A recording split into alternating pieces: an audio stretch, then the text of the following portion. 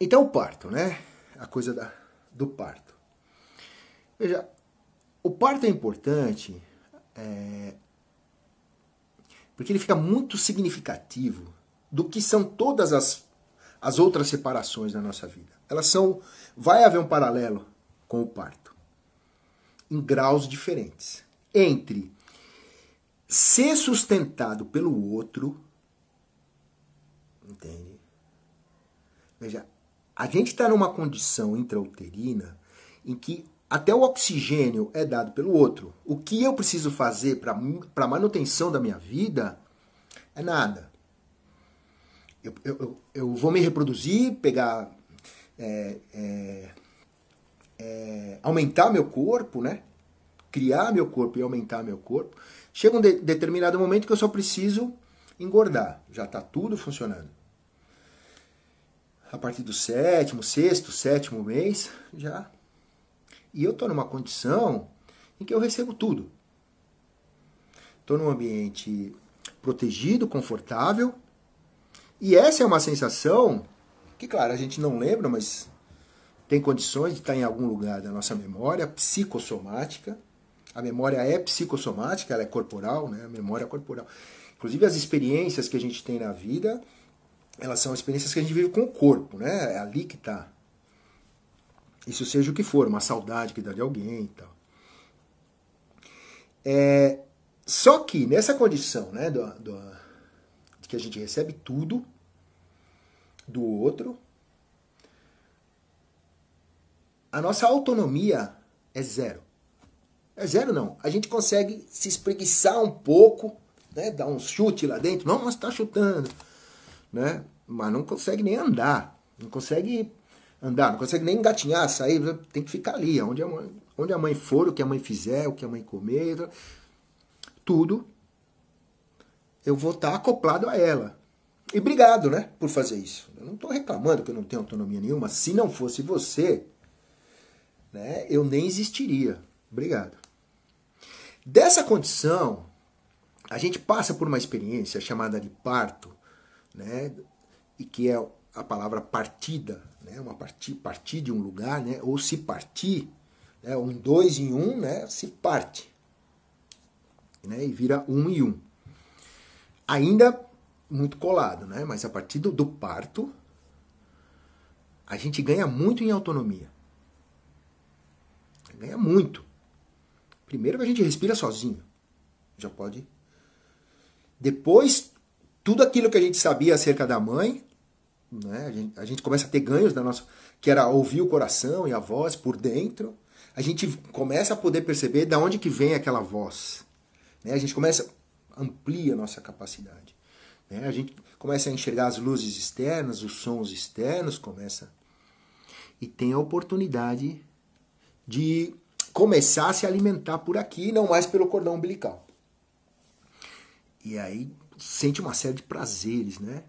Depois de ter sofrido muito. Veja, o parto, ele é uma experiência forte, onde que a gente quase morre. O parto não é uma coisa tranquila, né? Assim, no sentido de que é uma mudança muito, muito, muito forte. Tá? É uma coisa de... Então a gente é exprimido, passa por um canal apertado, e não é à toa que a criança tem muito mais ossos, né? Muito mais dividida, porque os ossos vão todos encavalar um no outro, para a gente poder passar nesse lugar apertado. Não é à toa que os médicos ficam controlando as batidas do coração do feto, né? Para se acelerar muito ou se baixar muito, ele está correndo perigo de vida. Ele está correndo perigo de vida, sim, né? É uma coisa arriscada. E tudo isso vai acontecendo, e eu saio nesse lugar cheio de luzes que eu não conheço, então é uma invasão de luzes muito fortes que até ali eram opacas, de sons agudos que até ali eram sons graves, né? A gente passa por essa experiência, atuam inclusive mecanismos que tiram um pouco a nossa percepção da realidade, o que mais tarde pode ser o mesmo mecanismo que atua na loucura, né, na psicose, mas nesse momento a gente acaba de nascer. A gente não enxerga tudo plenamente, porque dentro do útero a gente enxergava e ouvia tudo. Então esse momento é tão intenso que dá uma apagada. Você pode ver que a criança, ao longo dos primeiros meses, 2, 3, ela começa a acordar mais quando ouve um som, porque ela parece que começa a ouvir mais e depois ela começa a olhar, né? Virar o olho, olhar a mãe, ver a mãe. A gente percebe que aí ela realmente tá olhando, tá focando na gente. Nos primeiros meses ela não tá, porque desligou um pouco, mas ela já poderia. É que é tão intenso, né, a quantidade de estímulos que essa máquina que percebe a realidade, né, olhos, ouvidos e nariz também, um monte, ela dá uma desligada, depois volta. Ela dá uma hibernada, né, ela fica meio, depois ela volta. É muito intenso, né? Cortam a nossa, quando corta o cordão umbilical, né?